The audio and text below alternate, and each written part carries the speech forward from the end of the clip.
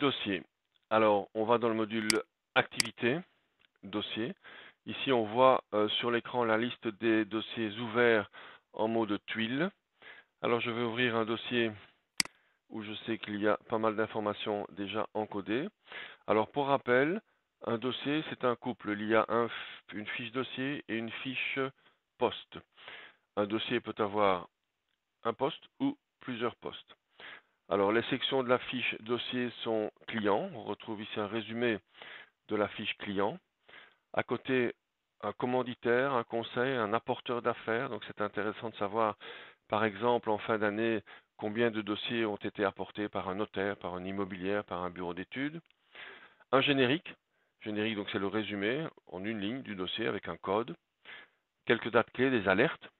La partie centrale, c'est une partie qui est remplie au niveau du poste, qui est inamovible ici, on ne peut pas y bouger.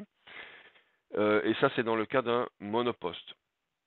Dans le cas d'un multiposte, par exemple, on va prendre un dossier avec deux postes. Voilà, on a deux lignes, on pourra avoir 50 lignes. Donc un dossier, 50 postes, deux postes en l'occurrence. Et on accède à la partie poste en double-cliquant sur la ligne en question. Je vais revenir à notre dossier du début où on n'a qu'un poste, et dans le cas où on n'a qu'un poste, on a cette information un peu plus grande qui reste ici au niveau du centre. Donc pour aller au poste, nous irons dans quelques secondes, c'est appuyer sur le bouton de droite. Ensuite, une section administrative qui permet de lister une commande, un bon de commande, une offre, une visite de chantier, une confirmation de commande par exemple. Une section localisation qui permet, comme dans les contacts ou dans les offres, de localiser le dossier, bien évidemment, de le voir sur la carte. Un onglet information cadastrale pour ceux qui utilisent les informations cadastrales et un dernier onglet qui permet des recherches sur le dossier, en tout cas sur d'autres dossiers similaires, par exemple, dans un rayon de X kilomètres. Et enfin, une section classification qui permettra à terme de retrouver le dossier. Alors, la fiche dossier s'articule comme toutes les fiches. Une photo illustrant le dossier. Si on clique sur la photo du dossier ici, on a accès éventuellement à toutes les photos qu'on aurait prises dans le cadre de ce dossier. Et ces photos feront partie incessamment de rapports. Ensuite, un menu de haut de fiche qui permet d'imprimer, de mettre à la poubelle, de copier le dossier, de faire toute une série de petites choses. Le statut du dossier, ouvert, en attente, fermé, suivant le cas. Enfin, un menu de bas de fiche qui permet d'autres fonctionnalités. Si je vais maintenant dans le poste, on a ici dans le poste plusieurs sections importantes. La section description qui, elle, peut aller à décrire de manière très très précise la prestation et le service. Ce sont ces indications qui seront appelées à être imprimées sur la facture. Une section événements qui permet de lister et de tracer en tout cas toute une série de petites choses ayant intervenu dans le dossier. C'est interne, donc c'est juste un mémo interne.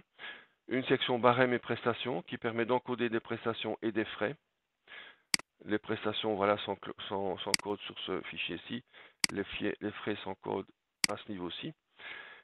Le tableau de bord qui permet d'aller dans le détail de la facturation. Une vidéo existe sur le tableau de bord, donc nous n'irons pas dans le détail pour l'instant. Une section tâches. Oui, une section tâches. Je vais changer de dossier pour vous expliquer en quelques mots l'histoire de la tâche.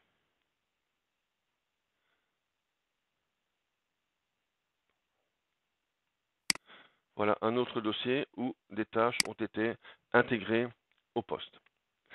Alors en fait de tâches, c'est en fait une précision ou un splittage de la tâche générale. On part ici avec un job bien particulier et ici dans les tâches, on va détailler éventuellement ce qu'on va faire pour arriver à finaliser cette prestation. Les tâches sont sujettes à planification, là nous y viendrons par la suite. Un planning ne peut se faire que sur base des tâches. je vais revenir à mon dossier initial.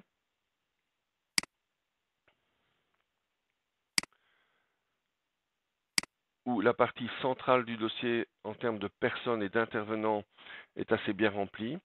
Alors, cette partie centrale permet de voir les responsables internes du dossier, du bureau, les responsables externes au niveau du client, certains intervenants qui ne sont ou qui sont plutôt des experts qui sont appelés sur le dossier, comme un confrère, comme un avocat, un architecte, un ingénieur, etc.